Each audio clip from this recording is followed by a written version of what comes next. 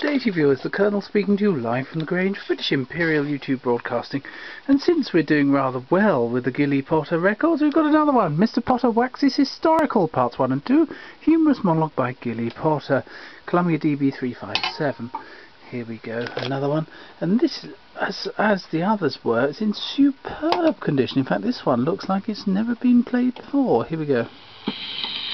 Good evening, everyone. Here, once again, for your sins, is Gillie Potter. It may, I think, interest some of you to learn that I am at last back in town, my surviving creditor, the milkman, having himself gone into liquidation. This talk, therefore, is being given for the first time from my own flat in Peabody's Buildings, Park Lane, London, west by north. For the benefit of foreign visitors and the natives of Canvey Island, I will repeat the address. Peabody's Buildings, London, west by north, 5.9 recurring.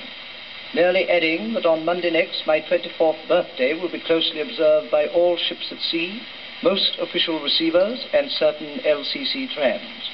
In connection with this event, may I state that while my supply of socks, fountain pens, and antimacassars is sufficient for an average lifetime, my stock of bullion, landed property, and small silver is at its lowest ebb. Please state clearly when writing whether Reverend Mr. or Mrs. Now, during the next hour and 3/4, which is the shamefully short time allotted to me this evening, I hope that you may glean great good from my talk. I am limited in my choice of subject matter, since it is incumbent upon me that while enlightening England, I should do so in a way that will at the same time assist my daughter, Porky, to do her homework. My daughter, who is at what is known as a finishing school, which school, unless it finishes soon, will soon financially finish me, has to state on paper what she knows historically of Henry VIII. A subject concerning which she knows rather less than does the average Zulu of the state of the temperance movement in Norwich and vicinity. I will therefore deal straight away with old Harry. Henry VIII is generally regarded as having had no other interest in life than the acquisition of wives. Indeed, far too much is known about his marrying proclivities, and not enough about his own sweet self. So in a few apt, well-chosen phrases, I will endeavour to enlighten you. Henry was born at a very early age. I doubt if anyone was ever born earlier. His mother was Elizabeth Woodville. She was a wonderful woman, but although his mother was a wonder, his father was a Tudor. His father, Henry VII, was originally a publican. He first kept the Red Lion at Chalfont St. Giles. Then he took the crown at Bosworth. Our subject was a very thin child, despite the fact that in later life he took an outsize in sports coats, and would probably have remained thin, but for the fact that one day, while watching a procession of 16 Boy Scouts go by, 15 of whom were in the band, his nurse dropped him out of the window, and he fell down plump. As a young man, his principal friend was Sir Thomas More. That was young Sir Thomas More. Old More, of course, was busy with his almanac. On to side 2, viewers. More jokes later, not just from him.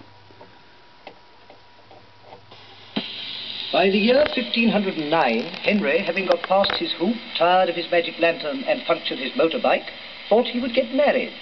His first wife was Catherine of Spain, an arrogant woman. Trouble with her arose about a girl called Anne Boleyn that Henry met when bathing at the Lido in Hyde Park. The following day, Henry told Catherine that he was going down to Hampton Court to play cricket with Wolsey, instead of which he took Anne to the pictures. They had not been there long when in came Catherine. "Oh," said she, "so this is what you call cricket, is it?" Henry, of course, was fairly stumped. Then he had a brainwave. "Of course it's cricket," said he. "Can't you see? Here's Anne Boleyn." When he came out of the hospital, he went to France to see West Ham play Chelsea on the field of the Cloth of Gold. Chelsea, of course, lost. By this time he had married Anne, but soon after he cut her head off, which was a bit thick, or as he himself said, a bit off. His third wife was Jane Seymour. She was lucky. She died. Henry then went into mourning for 25 minutes, had a hearty lunch, and married again. This wife was Anne of Cleves, who had been described to him wrongly as Anne of Cloves, which Henry thought spicy. She landed at Dover, and Henry went down on his bicycle to meet her halfway. Didn't like the look of her from the northeast. She was stout, which made him bitter. Cycled round her, liked her appearance from the southwest even less, stopped a passing char-a-banc and paid her fare back to Flanders, where she came from, and was very well known, having been on the town council there, though only as a councillor, and not, as Henry said, Mayor of Flanders. Cycling home that night through Camberwell, he met his next wife, Catherine Howard, who was no better than she should have been, if so good as that. So the least said of her, the soonest mended, or in this case, woman dead, as she was soon after. Then Henry saw Catherine Parr, and said, "I want you to come and be my queen." But after his last experience added, "Have you got your character?" She replied, "No." Whereupon Henry said, "Well, be back at 3 with your character, and come and be my queen." At 3 o'clock sharp, back came Catherine. "Well," said Henry, "have you got your character?" "No," replied Catherine, "but I've got yours, and I'm not coming." They did marry, however, and when he died, she lived happily ever after. The most famous person in Henry's reign was Wolsey, the man who invented underclothing. The first time Henry saw him, he was showing samples to travellers. So when Henry was announced, he dived under the table. But someone said to Henry, "There's Wolsey under there." He said, "Wolsey? Under where?"